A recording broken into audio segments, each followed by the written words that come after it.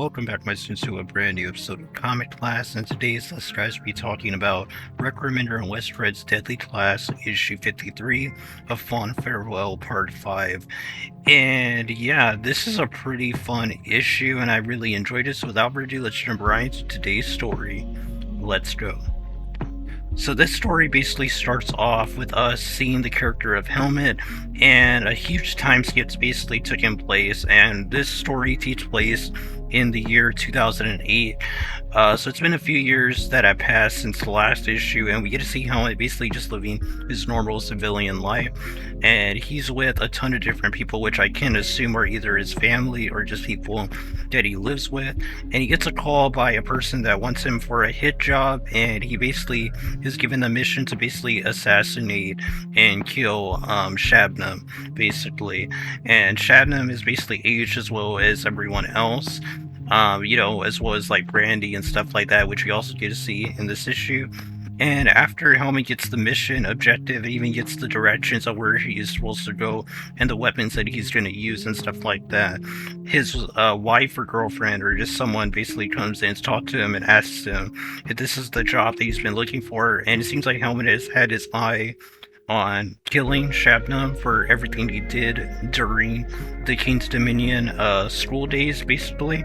So this is pretty interesting, and he basically tells her that, yeah, this is the job, and hopefully after he kills Shabnam, this will make his life, their life, safer, as well as the whole world safer. So I'm guessing Shabnam is either the president of the United States or someone very important in politics, considering how Helmet is talking about him.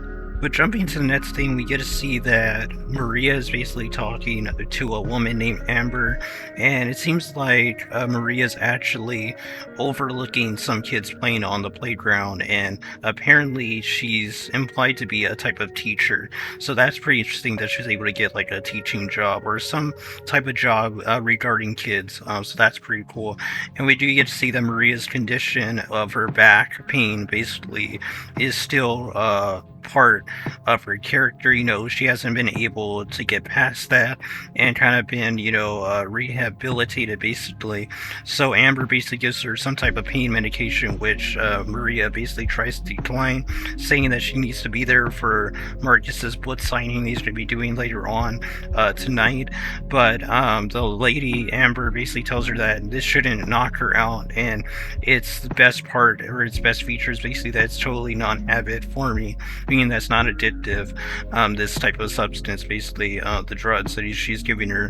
So Maria basically takes those pills and she heads back home, and when she comes through the door, Marcus basically tells her that she looks like she's about to fall over, and he asks her if she's alright, and Maria basically tells him about the pills that Amber gave her, and Marcus kind of like tells her she shouldn't be taking random pills from people, but Maria basically says that, I get it and I'm sorry, but, she just doesn't want to deal with the pain anymore.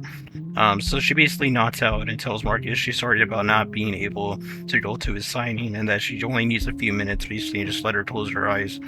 As she says, she just need to close my eyes, and then she falls asleep. So Marcus basically kisses her on the head, and he basically grabs his books and goes off to his book signing. Now Marcus arrives to the bookstore, and right off the bat, the way they treat Marcus seems like he's not a very prominent book author, basically just starting from the ground up. And they even ask the people around, if anyone's here for the book signing, and no one's basically responding or even, giving like a little attention to him. And we get to see that they're not even prepared for the book signing itself. So Marcus basically sits down and he waits for people basically to come in with his book to sign, and eventually one guy shows up and signs his book. Basically, he gets his book signed by Marcus, and the guy basically gives him like a type of like backhanded comment and stuff like that. It's kind of like has an attitude with Marcus, basically calling him kind of like a hack writer. So it's kind of a weird situation where he's getting Marcus's autograph, but also like criticizing him for being a lazy author, doing, I guess, fake sci-fi or something instead of real like science-based fiction, which is, or I guess non-fiction. And I thought that was a really funny moment, and kind of shows the dilemma that Marcus is in.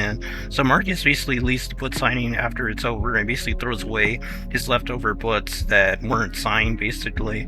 And it's shown to us that Shabnam and Brandy basically have a person, like a spy, overlooking Marcus and Maria's lives, and he kind of like reports back to Shabnam and to Brandy, basically telling what they're doing, those two. And Shabnam basically says that that they're basically broke, crippled, and failed, and that he says a fate worse than death. So that's pretty cool, as we see that even the guy that's doing the spy stuff says that if he had their type of life, having to watch it over and over, that he might have to off himself. So it's a pretty funny moment, but at the same time does show the type of fascination they still have with Marcus and Maria. So we are going to get a confrontation, hopefully, in the next issue or so. As the cover kind of implies that they're going to go to Shabnam and Brandy are going to go to Marcus's book signing. But that's not really in this issue, so hopefully maybe the next issue or issue in the future we're going to see that. The series only has a little bit left to go. After that, we get to see that Helmet does arrive to where Shabnam supposedly is at, and is told that there might be heavy resistance, to get to Shabnam, all his goons and stuff that are working for him.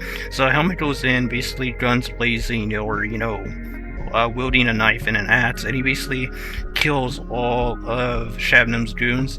Eventually makes his way to a room that has some loud music basically playing from out of it, and he thinks he sees Shabnam basically and grabs him, saying that you got sloppy, Shabnam, and now you. And that's when it's revealed that Helmet basically is surprised to see that it's actually a dummy, as Brandy speaks through like a type of like I guess loudspeaker or something in the room, and basically she says it's a dummy, and the door slams shut, and a gas basically starts coming through the air ventilation.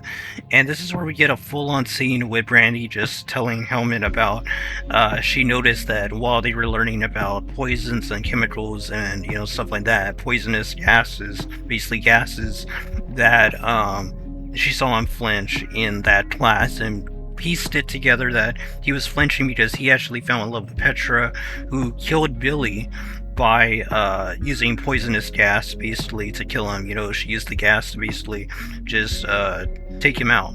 And now Brandy's doing it to Helmet, and Helmet deep down inside always wondered, what Billy must have felt like in his final moments, as she says to Helmet. And that these are thoughts that he basically had in his head whenever he would think about, what Petra actually did to Billy. And that, deep down inside, he probably did understand that maybe someone like her didn't deserve redemption. But we also get to see that while the poison is affecting Helmet, Brandy basically says that he'll probably want to grab his axe or sword and basically off himself for a quick death. But he'll realize that, his muscles are basically shutting down and stuff like that. And it's pretty cool, as she says, you'll want to use your axe, give yourself a quick and clean ending.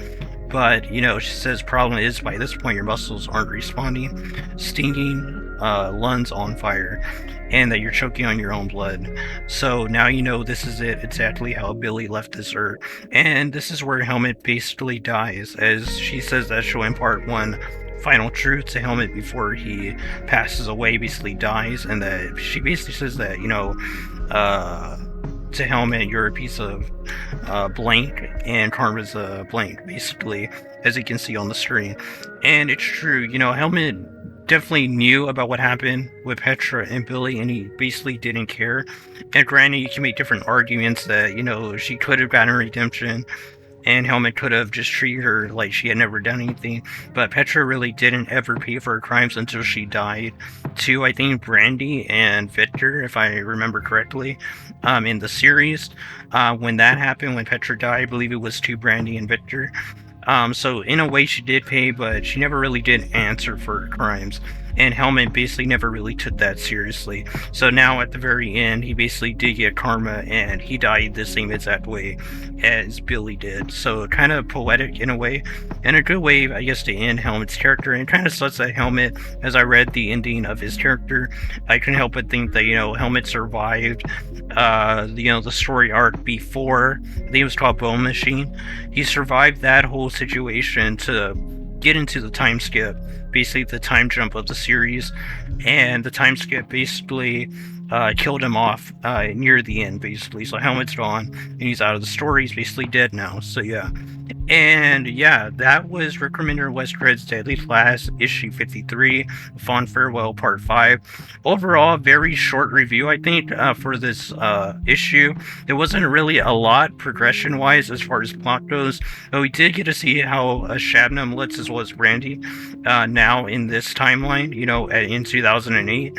Also, you see Maria, Marcus, and Helmet, so that's pretty interesting. I'm still wondering if we're gonna ever get to see Saya again before the end of the story, or she'll be like in the final issue in like an epilogue type of situation. But overall, I really enjoyed this issue. I've enjoyed this issue a lot more than the last 2 or 3. As far as I can remember, this probably might be my favorite issue so far in the time skip. Overall, very cool story, and definitely recommend you go check it out. We'll have a link search down below. Check it out on Amazon/Comicsology. Be sure to click the link in description down below to check it out legally. And yeah, until next video, guys, God bless you. Until next lesson, keep on reading those comments.